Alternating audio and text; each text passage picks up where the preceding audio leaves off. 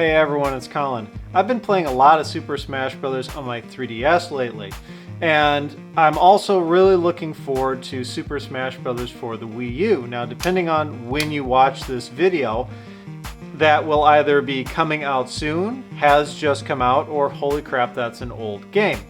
In any event, highly anticipated, lots of people want to play that game. The Smash Bros. Franchise has been big for Nintendo, and Nintendo has really been listening to the hardcore gamers, it seems, because really, Smash Bros. On the GameCube was probably the most popular incarnation of that game. Everybody loves it. Everyone killed their GameCubes playing it. And Nintendo really wanted to kind of harken back to that level of excitement. So much so that Nintendo decided to release a USB interface adapter so you can plug your old school GameCube controllers into your Wii U to play Smash Bros. And more than that, Nintendo has actually restarted production of old school GameCube controllers. They're not farming it out to third parties, it's literally them just firing up that production line again and making more real official GameCube controllers. Some of the game purists may think, well, okay, yeah, that's cool, I get to play with the GameCube controller again, but that's not a GameCube controller. That's just kind of a special edition Smash Bros. Controller that I plug into this thing on the Wii U. I can see some people getting kind of like, you're not really playing Smash Bros. Old school unless you're doing it on a real GameCube controller. Something like this that says GameCube on the top. There's also kind of the frugal gamer aspect of it in that, yeah, that adapter's not that expensive, but why buy another GameCube controller when you may still have one sitting around at home? So the video that we're going to be doing today is how do you refurbish one of these original GameCube controllers? Take it apart, clean it up, put it all back together, make sure that it works, and get you ready to use this with Smash Bros. On the Wii U. So let's go. Now, the GameCube controller, as you might expect, is held together with tri-wing screws. These are not the tiny little Game Boy tri-wing screws, these are slightly larger tri-wing screws, so I've said this before and I'm going to say it again, you really should have a kit with multiple different kinds of screwdriver bits, especially the multiple kinds of tri-wing screws.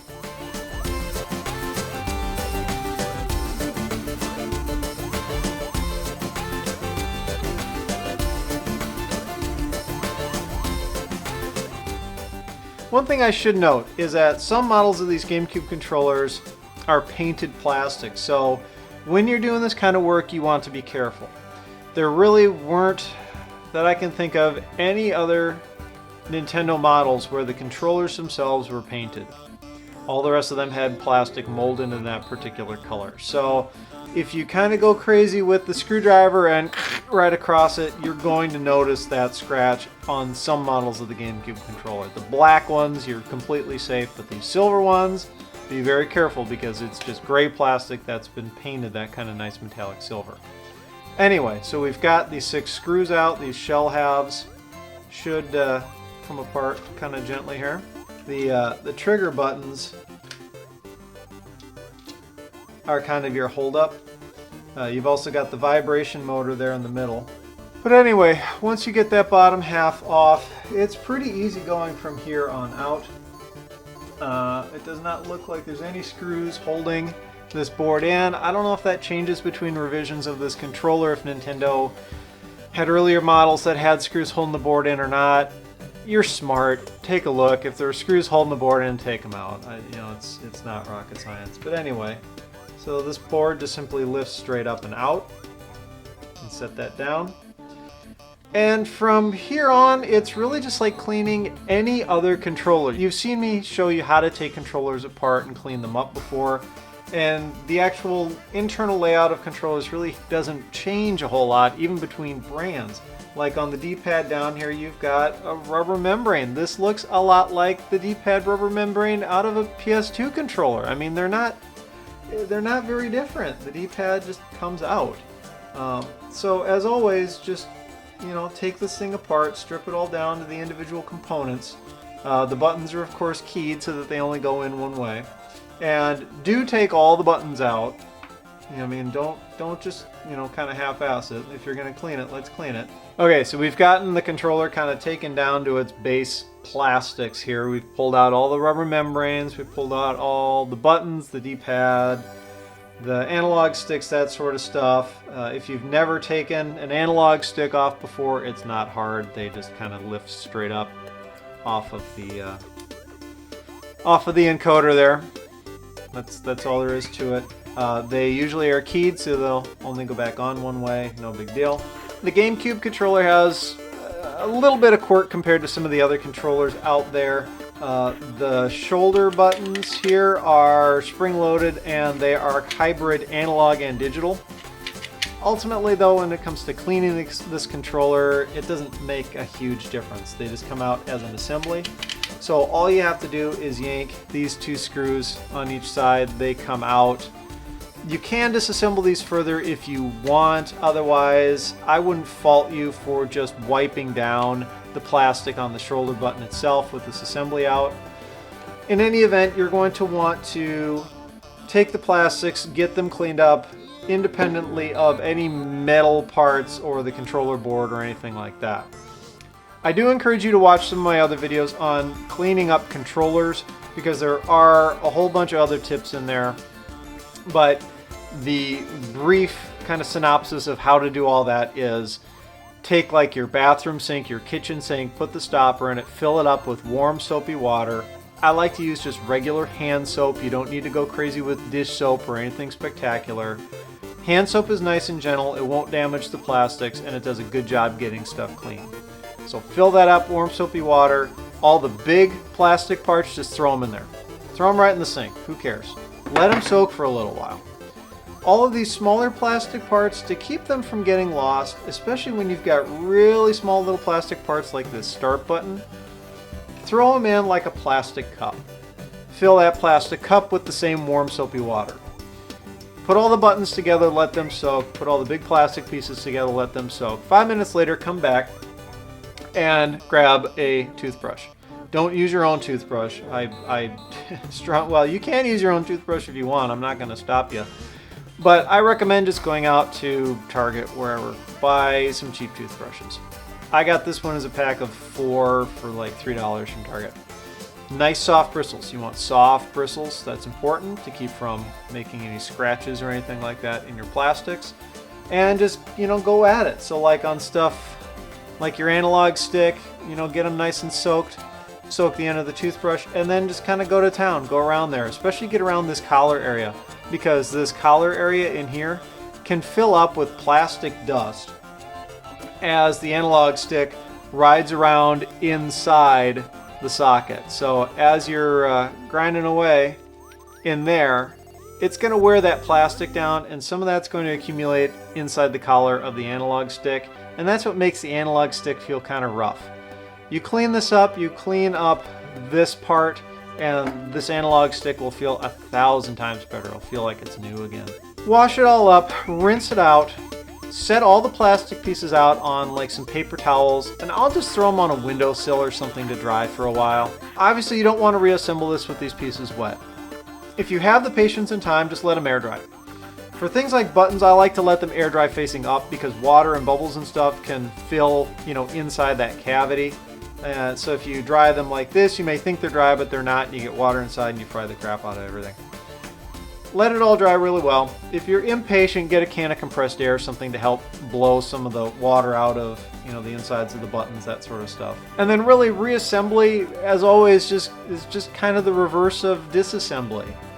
Put everything back together, make sure you're not pinching any wires, make sure everything moves freely, screw it all back down, and then test out every function on the controller. So I'm going to hit fast forward, put this thing back together, and then we'll talk when I'm done.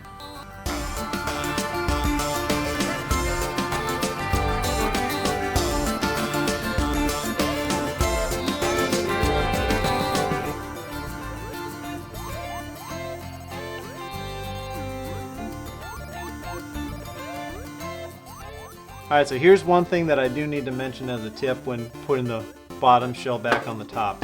Make note of the position of the analog sliders here. These are the actual sliders for the shoulder buttons, because the shoulder buttons are kind of a combo analog digital. They need to match up with the position of these tabs. These tabs have holes in them.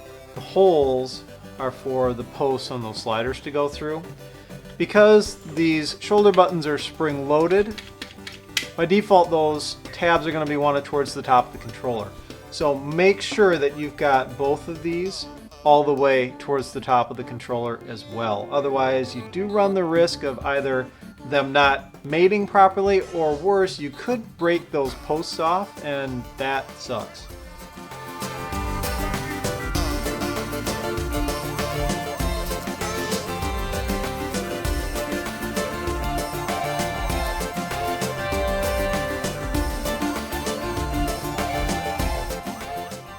And there you have it, a nice, clean, functional GameCube controller. Just to make sure that everything works fine. It should, but just to make sure that it does, go ahead and plug this thing into a GameCube and test out all the buttons. What I always like to use for button tests, if your particular platform doesn't have one built in, or you don't have a game that has a button test built into it, fire up some sort of fighting game. With fighting games, there are discrete functions for every button, so you know whether that button is working correct or not. Actually, Mario Sunshine might be a good game to test as well, because I do believe it has discrete functions for every button too. That's a good way to test out the analog sticks as well. You can move the camera around, you can move Mario around, just to make sure everything works okay. Now, I'm probably not going to be using this controller for Smash Brothers on my Wii U. The reason is this is an annoyance to me. We live in a modern era in which we don't need wires to connect absolutely everything anymore. What am I going to use instead? Only the best wireless controller ever made, in my opinion, the Wavebird. I'm very glad that I bought one of these back in the day. These are seriously worth money these days. Well, I shouldn't say that. The controller itself, as of the time that I'm filming this, these controllers are worth maybe 30 bucks. However, if you have the receiver to go with it, that dramatically increases the value of the controller. The controller itself is not worth very much, but you need the receiver, and the receiver is worth the money. And I have the receiver, and I hold on to it for dear life. So I'm probably going to be using the old Wavebird here for smashing. We might as well get this one cleaned up, because it's going to be similar in function, but maybe a little bit different on the inside. So let's go. Pull the battery cover off, take your AA batteries out if they're in there. Unless you're using this thing on a daily basis, boy, I sure hope you don't have any AA batteries in there.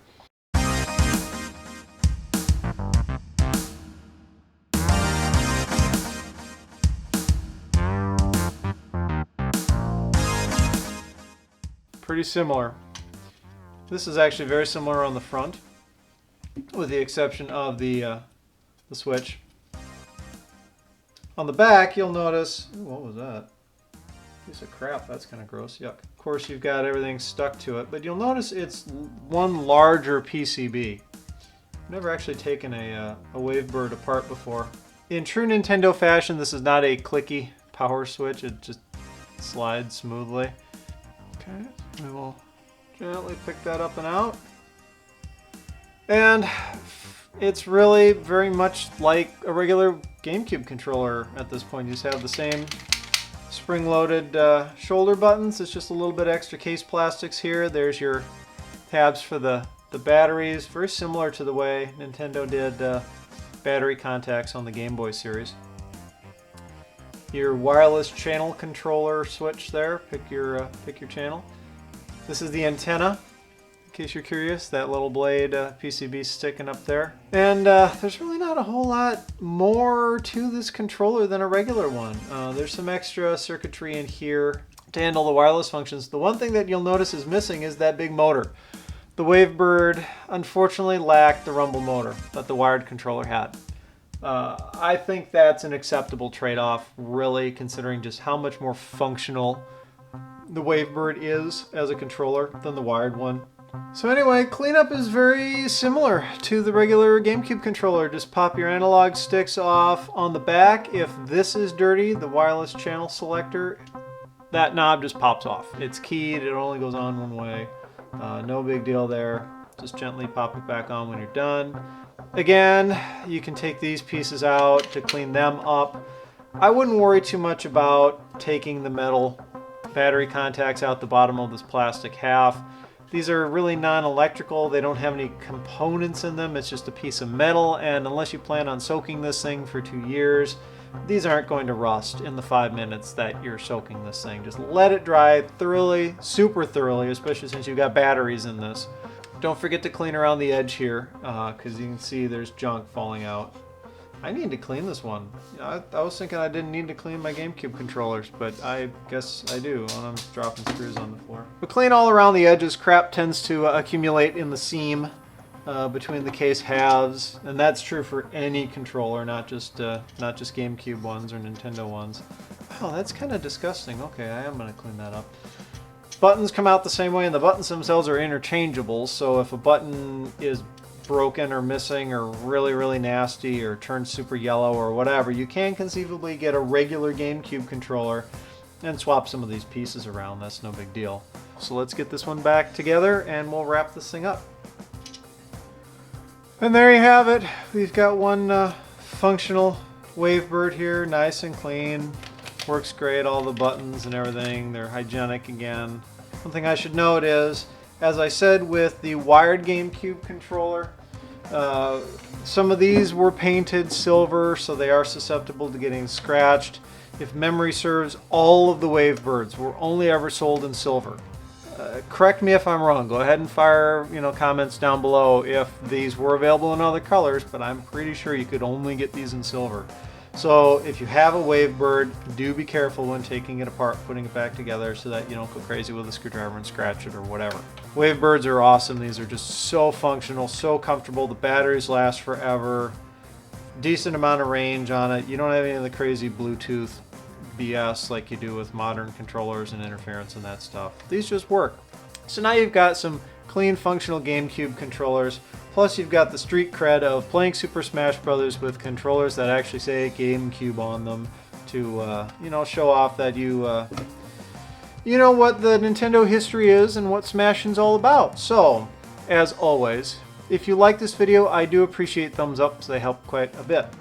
New videos come out every week. If you want to see them, if you want to get alerted to them automatically, and I would appreciate if you want to see them and get alerted to them automatically, go ahead and hit the subscribe button. It's right down there somewhere. It's quick and easy. And as always, I do appreciate every single one of you. Thank you for taking the time to comment and subscribe and let me know your thoughts and give me video ideas. I always appreciate those too. So, as I say every week, thank you all so much for watching.